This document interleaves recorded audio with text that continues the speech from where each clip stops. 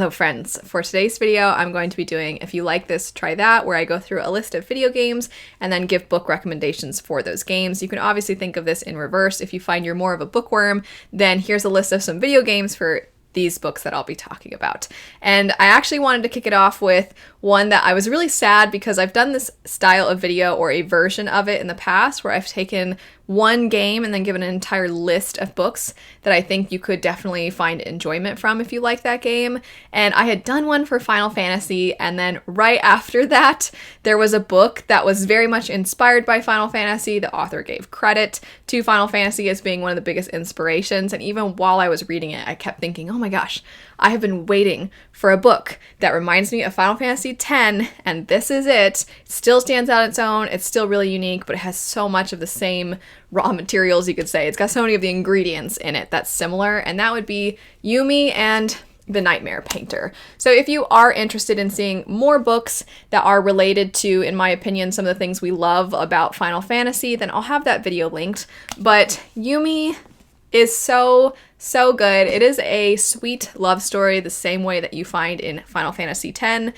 And this one you follow two individuals who are from very different worlds, or at least that would be what it seems, and then they find themselves coming into each other's worlds, and they're trying to get acclimated to them, they're trying to get used to them, and as soon as they start to learn a little bit about the other person's world, then they get transported back to the second perspective's world.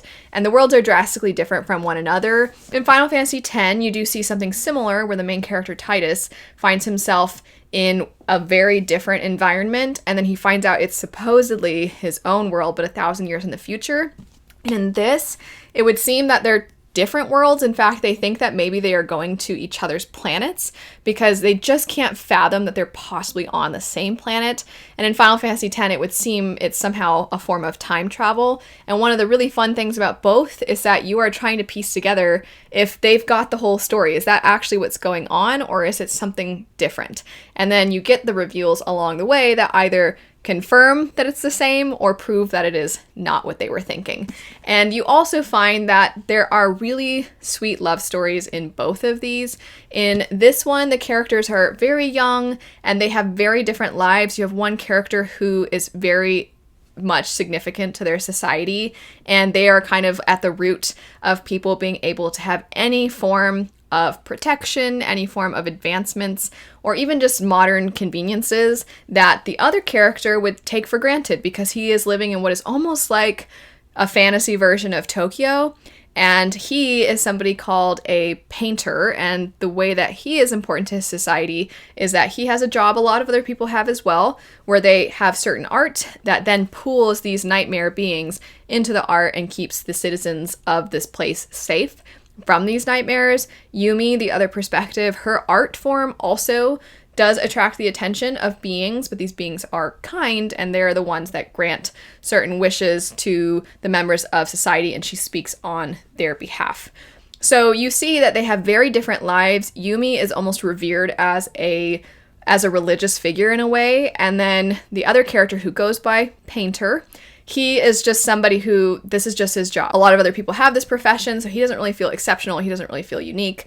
And these two characters, when they start to find themselves transported to each other's worlds, they are really pushing each other, they're frustrated with each other, they don't know what's going on, they're trying to figure out why they're connected in the way that they are, and there's a little bit of bickering between them, but it's through the way that they challenge one another that they not only grow as individuals, but they grow to care about each other as well. And then in Final Fantasy X, it's pretty much always sweet. Tidus is just kind of a hothead, but like he's also so endearing, and you kind of can't help but love him, and he just has a good heart, and he's very much like act now and think later. And Yuna, who is probably, you could say, the other main character of the story, is somebody who is very much reflecting on things. She thinks things through. She's incredibly empathetic, and she, in some ways, just through her friendship with Tidus, kind of transforms him, and he is definitely having an impact on her. He's kind of helping her learn to live out loud, you could say. Can you tell how much I love both of these? I just love them so much. And like I said, for so long, when I've loved Final Fantasy X since I was a kid, and for as long as I've been a reader, I've been trying to find something that at least has some some similarities. I obviously didn't want to copy and paste same story fan fiction situation, but I just wanted something that had that similar feel, and you're definitely going to get that with the two of these. I probably won't go quite that in depth with the rest of these recommendations. Yumi kind of inspired this video. I really wanted to talk about it, so that one's going to have most of the screen time, you could say. But next up, if you like Ghost of Tsushima, I highly recommend checking out Vagabond. This series is worth checking out for the artwork alone. The art is so good.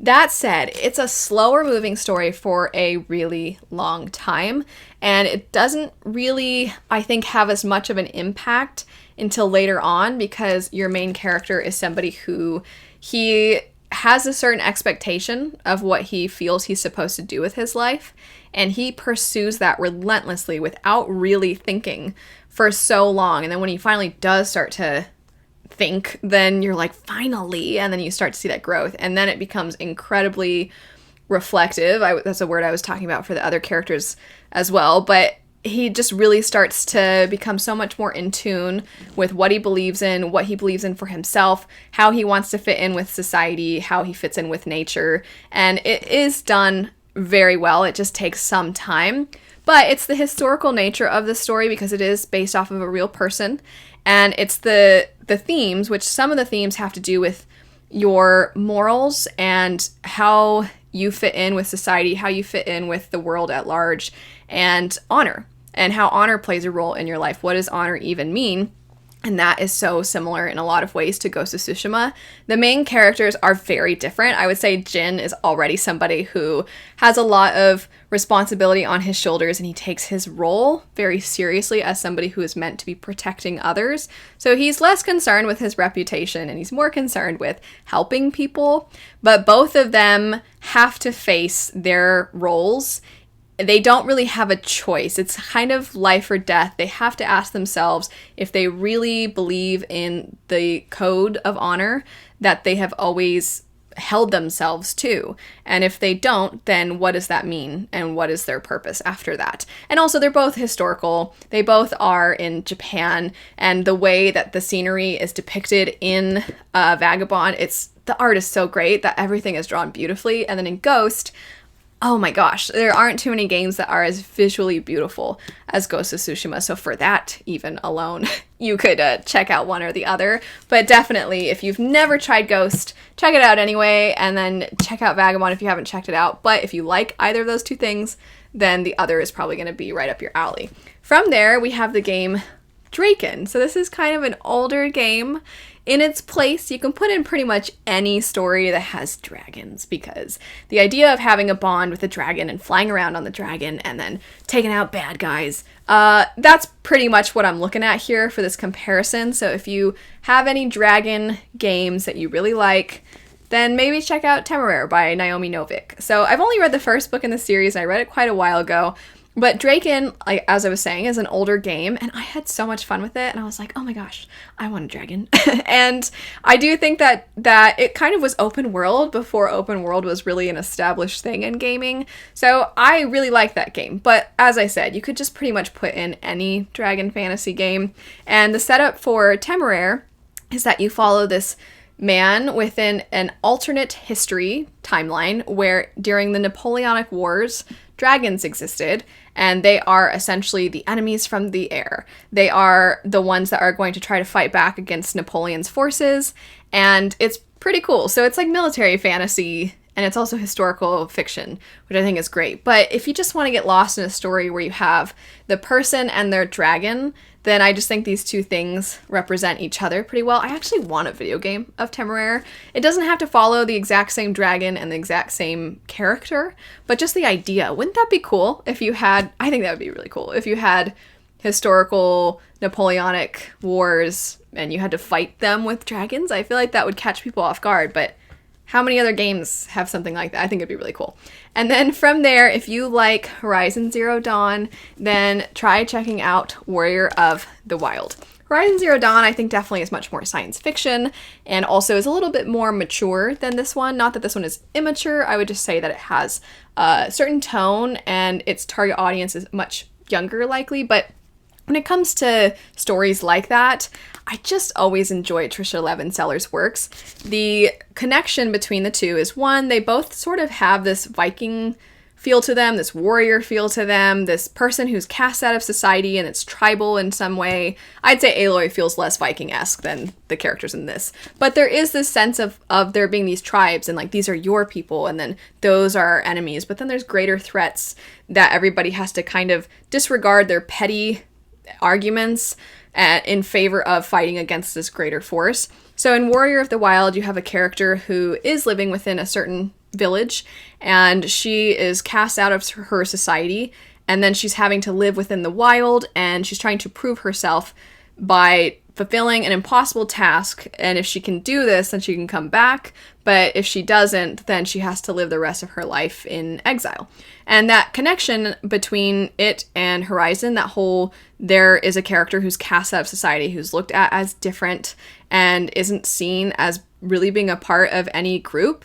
Aloy, I think, has a similar plot. It's kind of the thing that starts her at the beginning, going into this feeling of, I have to prove myself, I have to show everybody. And even the openings, where there is this trial where they're trying to prove, like, no, I can be just as good as everybody else. I belong in this society. They both kind of have that, and then they end up in the wild in both situations. So definitely, if you like one, try the other. The last few I'm going to mention are actually from another set of videos that I did that are like this. I talked about with Final Fantasy X and Yumi, how I'd already done one dedicated to, if you like Final Fantasy, try all these books. And I've done that for Elden Ring and Witcher as well. So if you are interested in seeing a bunch of recommendations for those, then I'll have them linked. But I wanted to highlight the ones that I think are my top recommendations for if you like those games, then check them out. So I'll say if you like Witcher, then Joe Abercrombie. I think that the tone is very similar. I think the way that they write their characters and the way in which you could take a small plot line and make it really interesting and make the reader really care and just introduce other characters at random, and then suddenly you're like really captivated by that character and their story. I think you see that in Witcher's, in its quests, because one of the things that makes Witcher so fantastic isn't necessarily the main quest, it's the side quests, the way that you can suddenly grow to care about things, even if they're only on the screen for a short amount of time. And then if you like Final Fantasy XVI, there are just so many similarities between it and the Stormlight Archive by Brandon Sanderson that I have to recommend that again.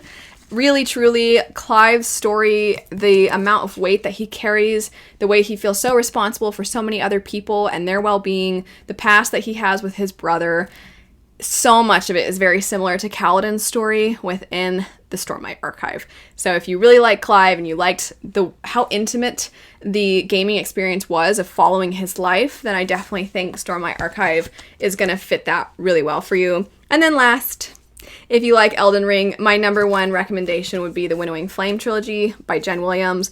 Both of these have absolutely bonkers worlds, and I do think that the lore is so in-depth but so mysterious, and you have to uncover so much of it as you go. Obviously, the Winnowing Flame trilogy is going to have much more of a narrative than Elden Ring, which is kind of like, I don't really know what's going on, so I'm just going to see somebody else who's probably spent hours and hours and hours of their life figuring everything out, and then I'm going to learn about the lore through that. Whereas this, you don't have to worry about it being so dense and convoluted.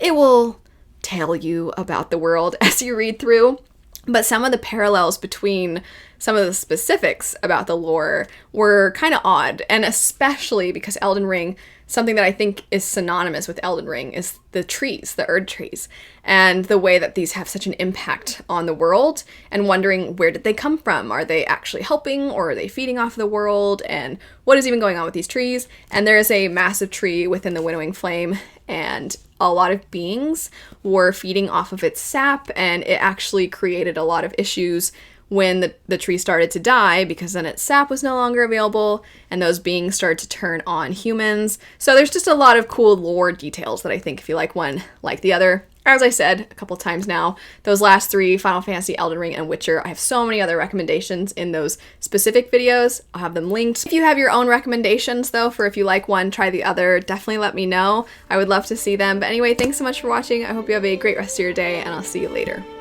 Bye.